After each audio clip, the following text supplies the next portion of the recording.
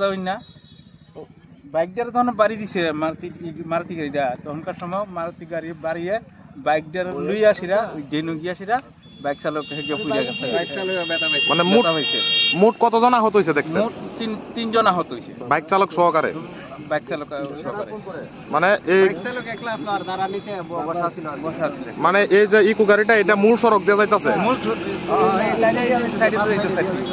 আচ্ছা, আর বাইকটা ক্রস করতেছিল। ক্রস করতেছে মানে ধাক্কা দিয়েছিল বাইকটা ফেলাই দিয়েছে আর এখানে তিনজন লোক বসা আসলো দুইজনের তো ওই তারারে নিয়ে আইদিকে বাইকটা ফেলাই।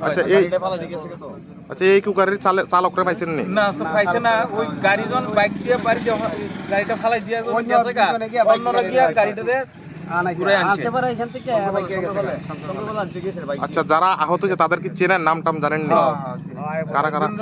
বিপ্লব ঋষি দাস আর একজন নন্দলাল ঋষি দাস আর একজন হলো শ্রীকান্ত দাস, মানে স্থানীয় ওই তারা স্থানীয়। আচ্ছা, এই বাইক আর গাড়িটি কি দ্রুত গতিতে ছিল? না, গাড়িটা দ্রুত গতিতে ছিল।